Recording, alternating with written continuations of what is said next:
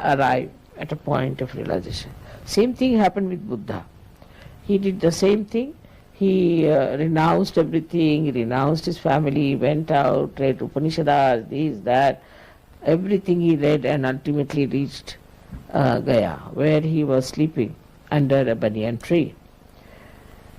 And while sleeping only, he was so tired and fed up, he got his realization. And that's what is very important. But for the Buddhist, what he did before going there is important. So they want to also renounce this and become sannyasis, this, that. But by becoming that, nothing is going to happen. It's going to Gaya, and sleeping there also won't happen. It has to happen because he was a pure seeker, true seeker, and that's why it happened. But for Sahaja Yogis, they don't have to do anything of the kind. They just get it realization. Because I think most of them in their last lives have crossed most of their problems and have known that it's nothing, it's all nonsense in all these things. Or maybe in this life also they must have realized it's all nonsense. And then they must have come to Sahaja.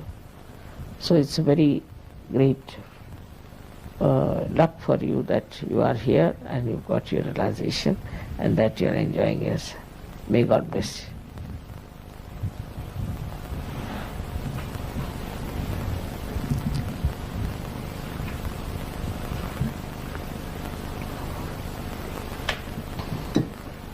Another side which I have left over is the political side on the right side. You see, even in politics, the growth becomes subtler and subtler. Like in, say, we can say in Russia, when it was such a power-oriented thing, it's not money-oriented. The communism was so power-oriented, it reached a place that a person like Gorbachev was to be born. Who would put it in a proper sense? And he came on a central path. He didn't want complete democracy as it is in America, it's a democracy. But he wanted a balanced thing. So far he has not been able to manage, but I'm sure one day he will be managed. But he will be known all over the world for his great thought and great work of reducing the pressure between the two great, or say, between the two ideologies. And he's done such a good thing that now there's no war, going to be no war as, not a very big world war, but could be a little bit here and there. That also is coming up, which is a problem of fundamentalism. It's not due to political, but fundamentalism. So now the problem today is fundamentalism, and that also comes from the right side, absolutely. Fundamentalists are all right-sided people, and this right-sidedness takes them to any extreme of violence, could be, or in some cases it's really crazy and madness. But a new disease has started now, those who go too much to the right. It's called as a Yuppie's disease, where the whole conscious mind goes out of order and you become like a reptile. I've seen people being carried like big fishes on the shoulders and put in a seat, and they just know everything by brain, it's all right. But they understand everything, they can talk well, but they cannot move their hands, cannot move their feet if they want to. Unconsciously they may, but consciously they cannot. And this disease is the one which is a warning to everyone. So we have to be careful. In Sahaja Yoga also we should not go too much to the right.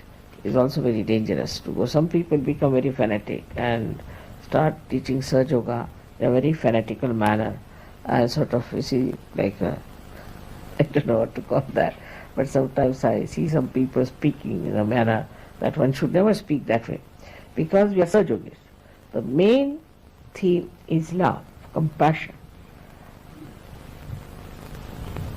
which is a living force, and must be done everything with that force, which is a beautiful living force which creates these flowers, which does all kinds of beautiful constructive things. It should not be in any way a oppression, domination, or in any kind of command, you should not do like this, an organization, nothing of the kind. It is something so spontaneous, so beautiful, just works out.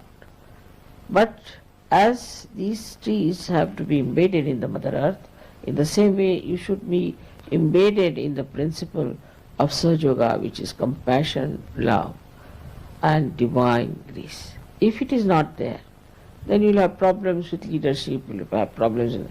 Anybody who is a violent person cannot stay in Sahaja. He has to disappear. Either he should change himself entirely or he has to disappear. It doesn't work out with people who are violent. So one has to understand that you may be in any position, you may be anywhere, you may be a very poor person, you may be very rich, it makes no difference for a Sahaja yogi. The best thing to judge yourself is that whenever we are doing anything for anyone or saying anything, is it benevolent or is it violent? Is it for our self propagation or self holier than thou sort of a principle, or it is for the goodness of others? Once you start judging like that, you'll be amazed that your whole system will change. Your way of talking, your way of working it out. For example, today, you see, there was a lady who wouldn't allow me to talk at all. She was talking all the time about something which was not important. But still I was working it out because I knew that there's no need to talk now. This gentleman, I can work it out. So it is always so that you should try to see the whole thing as a complete play and take a very